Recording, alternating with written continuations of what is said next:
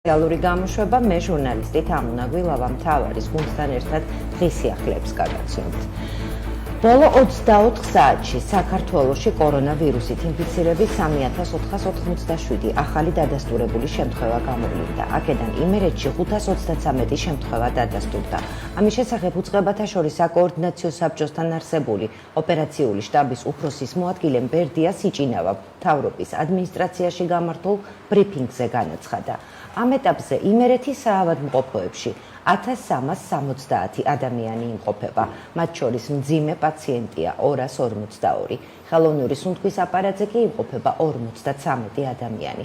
იმერეთის კლინიკურ სასტუმროებში 165 პაციენტია მოთავსებული, საკარანტინო სივრცეებში კი 7. ამ დროისთვის იმერეთში თვით იზოლაციაში იმყოფება 6312 ადამიანი. სამწუხაროდ ბოლო 24 საათში საქართველოში კორონავირუსით 39 პაციენტი გარდაიცვალა. ბოლო 24 საათში ვირუსისაგან გამოჯამრთელდა 2495 ადამიანი. ქუთაისში კორონავირუს კიდევ ერთი ექიმი 77 წლის გენადი ესაკია ემსხვერპლა ბავშვთა უროლოგი ინტერვენციული მედიცინის ცენტრში მუშაობდა. ის კლინიკურ საავადმყოფოში 25 ნოემბერს ცხელებითა და თავის ტკივილით შეიყვანეს. მისი მდგომარეობა ბოლო 10 დღეში დამძიმდა და მართვით სუნთქვაზე იმყოფებოდა. გენადი ესაკიას რამდენიმე თამდევი დაავადება ჰქონდა და ასევე გადატანილი ჰქონდა ინსულტი. ქუთაისში მაღაზია გაქურდეს შემთხვევა რუსთაველის ქუჩაზე დილით მოხდა, როგორც მაღაზიის მფლობელი ამბობს, დილით ხმაური გაიგონა, გამოვიდა და მაღაზიის კარი გატეხილი დახვდა. მისივე თქმით, წაღებულია 250 ლარამდე თანხა და პროდუქტი. როგორც ცნობილია, მძარცველებს მაღაზიაში პირადი ნივთები დარჩათ. ადგილზე მობილიზებული იყვნენ სამართალდამცავები. შინაგან საქმეთა სამინისტროს ინფორმაციით, მომხდარი ცხელკვალზე გაიხსნა. დაკავებულია 2 პიროვნება, 1 კი მხილებულია. გამოძიება 177 მუხლით დაიწყო, რაც ქურდობას გულისხმობს.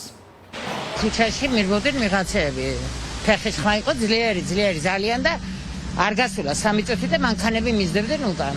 მე არაფერი და მე გამყიდველი მიძახის მოდიოდა ავტოქარხნიდან იგიო. მაღაზია გაუქურდიათო და გამოვედი როგორ არ ვიცი ახლა და მოვედი და დამხდა სიტუაცია ასეთი არ ვიცი რა არის წაღებული არ ვიცი რა ყერია ხურდაფულები გასწავლებდი სალაროში. კი. არის თანხა არის შეგ, მაგრამ ბევრი არაფერი ასე 200 ლარამდე არის. აღებულია? არ ვიცი, დედი არ შევსულა. გადმოყრილია და ქურდის სუკაში გაგდია მე მგონი. იმერეთში საახალწლო ნობათები მოხუცებს მრავალშვილიან და სოციალურად შეჭირვებულ ოჯახებს გადაეცემათ. სოციალური აქციით 10,000-მდე ოჯახი ისარგებლებს. ამის შესახებ იმერეთის რწმუნებულმა ზვია ჩალამბერიძემ რეგიონის მერებთან ონლაინ კონფერენციაზე განაცხადა. ქვეყანაში არსებული ეპიდვითარების გათვალისწინებით რეგიონში მცხოვრებ მოხუცებს, მრავალშვილიან და სოციალურად შეჭირვებულ ოჯახებს ნობათები გადაეცემათ. იმერეთის მასშტაბით სოციალური აქციით 10,000-მდე ოჯახი ისარგებლებს. რაც შეეხება ბაღების აღსაზრდელებისთვის პროდუქტის დარიგებას, მუნიციპალიტეტებში გაცემა უკვე დაიწყო და ეტაპობრივად მიმდინარეობს. განაცხადა ზვია ჩალამბერიძემ. იმერეთში სახელმწიფო რწმუნებულმა მუნიციპალიტეტების ხელმძღვანელებთან ერთად 2021 წლის პრიორიტეტებზეც იმსჯელა. ბოლო 24 საათის მანძილზე მთელი ქვეყნის მასშტაბით დაწესებული შეზღუდვების ფარგლებში მოქმედი რეგულაციების დარღვევისათვის 712 ფაქტი გამოვლინდა. 88 ფიზიკური პირი დაჯარიმდა. 21 საათიდან დილის 5 საათამდე დაწესებული გადაადგილების შეზღუდვის წესის დარღვევისთვის, გარდა ამისა 24 საათის მანძილზე პირბადის ტარების წესის დარღვევის ფაქტზე 624 ფიზიკური პირი დაჯარიმდა. შინაგან საქმეთა სამინისტრო მოუწოდებს მოქალაქეებს დაიცვან დაწესებული შეზღუდვები. წინააღმდეგ შემთხვევაში გამოყენებული იქნება კანონით გათვალისწინებული შესაბამისი ზომები. საინფორმაციო პროგრამა მთავარი სპეციალურ გამოშვებას თბილისის სტუდია განაგზავს. მე ჟურნალისტი თამუნა გვილავა, ხვალამდე გემშვიდობებით. მადლობა რომ გვიყურებთ. ნახვამდის.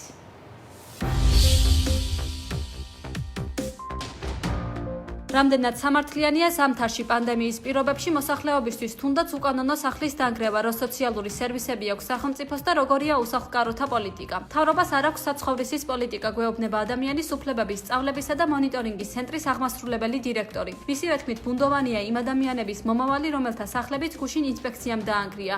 იგი გამოსავალს ვერც ალტერნატივად შეთავაზებულ თავშესაფარში ხედავს და რიგ პრობლემებზე საუბრობს. ქვეყანას არ გააჩნია სტატისტიკა, რამდენი უსახლკაროა ქვეყანაში, რამდენი უსახლკარობის ფორმები და რა არის მთავარი მიზეზები, რაც იწვევს უსახლკარობას და არ აქვს არა მხოლოდ სტატისტიკა ამ მასშტაბის საპასუხოდ, არამედ მას არ აქვს არანაირი გეგმა და სტრატეგია, როგორ უნდა ებრძოლოს უსახლკარობას. სამწუხაროდ ამგვარი ხედვები არ არსებობს არც სამინისტროს დონეზე, რომელიც არის პასუხისმგებელი სოციალური დაცვის სამინისტრო და სამწუხაროდ ესეთი გეგმები არ გვხვდება არც მუნიციპალიტეტის დონეზე. თავშესაფარი, რომელიც კალანძე მახსენდა, ეს არის ლილოს თავშესაფარი, ის არის ერთჯერადი ღამის გასათევი სერვისი ადამიანებისთვის და ის არის განკუთვნილი ერთსულიანი შინამეურნეობებისთვის. ანუ ამ თავშესაფარში ვერ იცხოვრებენ ოჯახები. თბილისის მერის განკარგულებით გუშინ აფრიკის დასახლებაში პოლიციის ჩაჭვით გარშემორტყმულმა ბულდოზერმა 10-ზე მეტი სახლი ადგილობრივების პროტესტის ფონზე დაანგრია.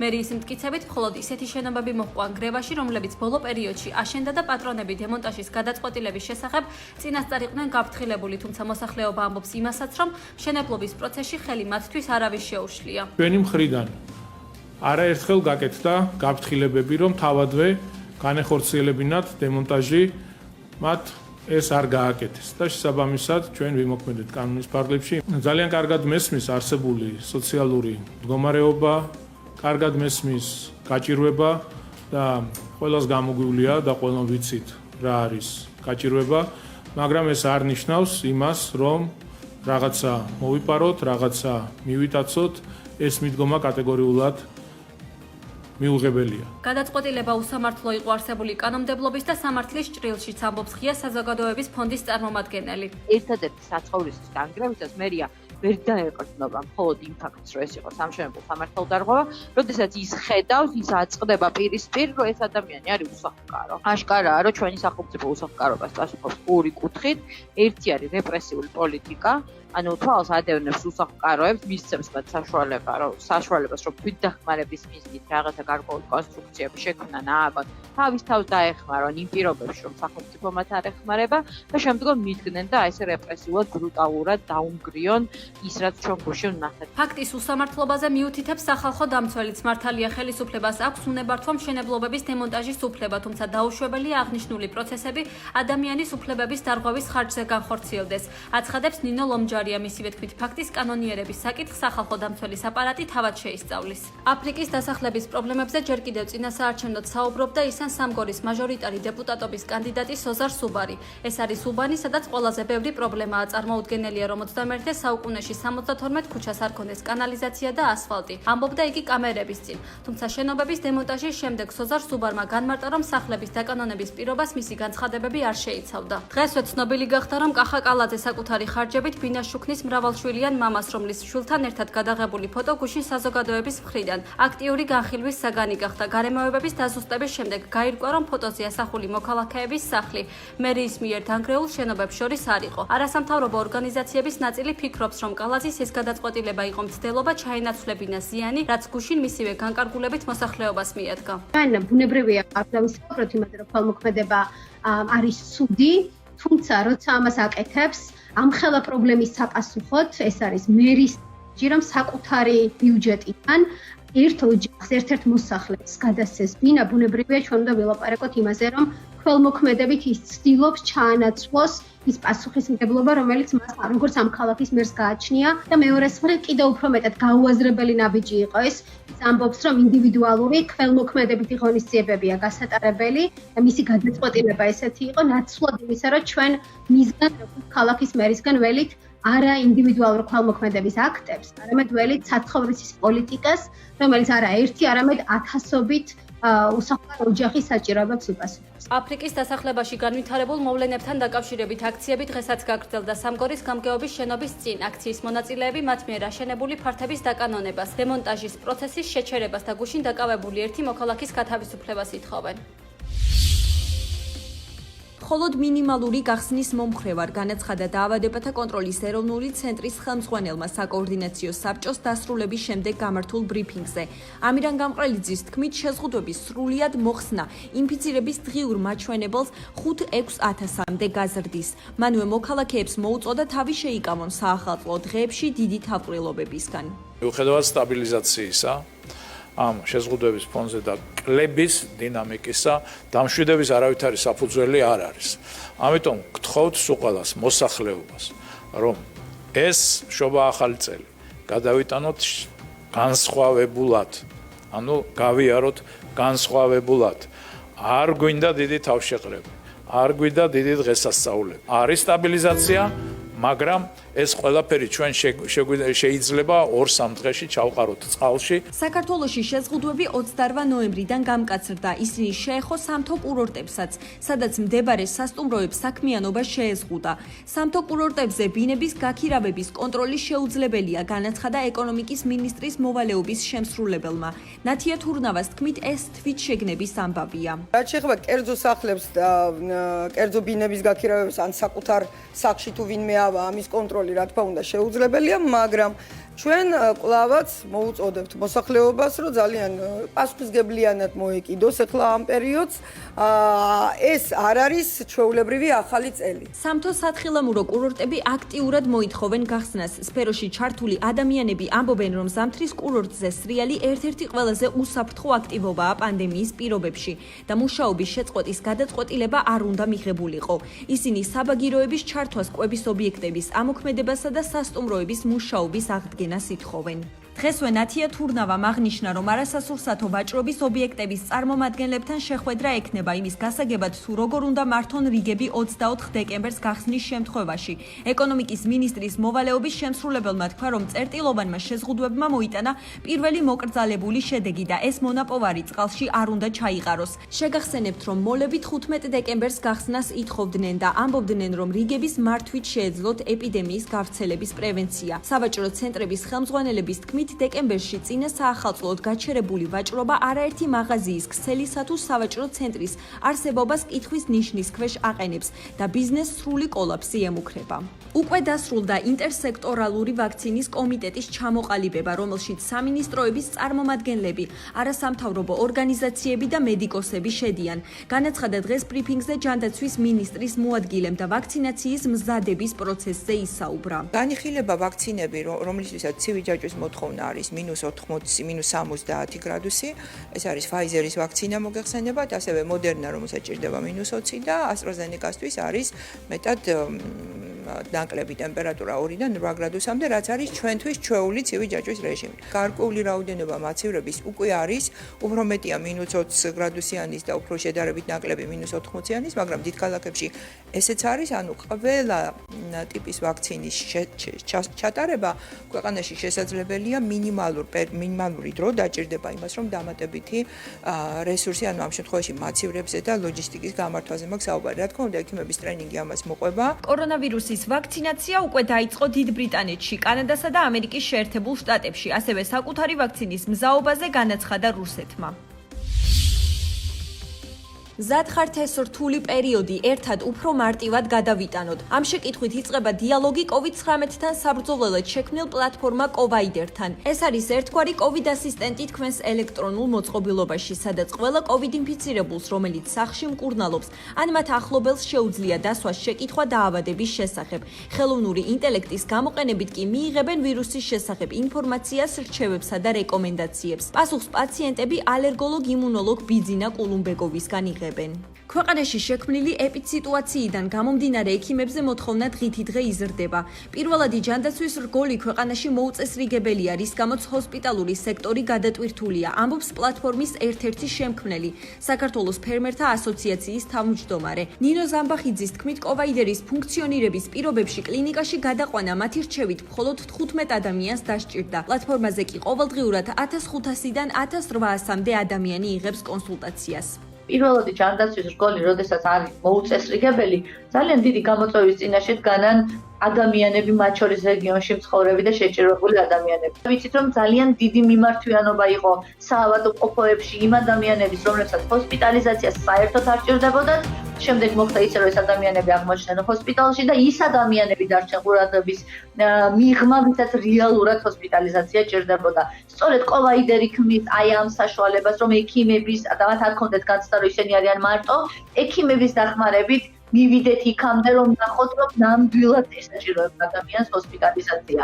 ანუ ეს დიდი გამოწვევა ნამდვილად არის, ამას ვერ გაუძლო ასეთ დატვირთვას ძალიან განვითარებულმა ქვეყნებმა, თუმცა რაშიც მე ვერ ვეთანხმები ჩვენ ხელისუფლებას და რაშიც გადანაშაულებ, ეს არის, რომ ჯანდაცვის სამინისტრო უფრო მომზადებული უნდა ყოფილიყო მეორე ტალღისთვის, იმიტომ რომ ვიცოდით, რომ მეორე ტალღა იქნებოდა უფრო მეტი ადამიანი უნდა ყოფილიყო გადამზადებული, რასაც ეხლა აკეთებენ, ეს 6 თვის განმავლობაში უნდა გაეკეთებინათ. გადატვირთული ცხელი ხაზის, სასტრაფო დახმარების ეკიპაჟის დაყოვნება, შეზღუდული საწოლ ფონდი, სასუნთქი აპარატების ნაკლებობა და ოჯახის ექიმის გაუმართავის სერვისი. ექსპერტებისა და მოსახლეობის ნაწილი ჯანდაცვის სისტემაში შექმნილ ხარვეზებზე დიდი ხანია საუბრობს. ჯანდაცვის სამინისტროს ინფორმაციით, ქვეყნის მასშტაბით დღევანდელი დილის მდგომარეობით 700-მდე საწოლია თავისუფალი. ამ კუთხით მათივე თქმით, ქვეყანაში სტაბილიზაცია შეინიშნება. პლატფორმა კოვაიდერი შექმნეს ერთიანობის დამფუძნებლებმა. ინიციატორების თქმით, ვებგვერდის თარგმნა სომხურ და აზერბაიჯანულ ენებზეც იგეგმება.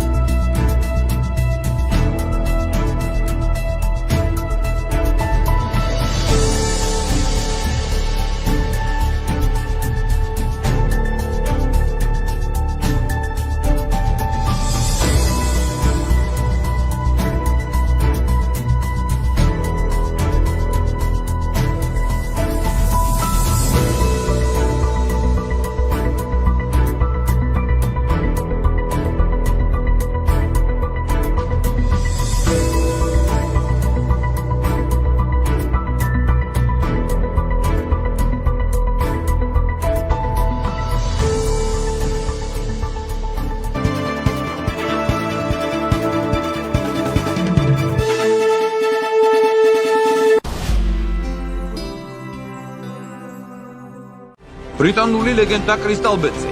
ითამაშე რაც გინდა და აგროვე გათამაშების ბილეთები და ყოველ მეორე დღეს 18 საათსა და 40 წუთზე მოიგე 30 Range Rover-დან ერთ-ერთი. კრისტალ ბეტი, მუდამ ნომერი პირველი. რა არის ახალი? 5 ნოემბრიდან დაიმატე ახალი თემატური პაკეტი აჭარა სპორტი.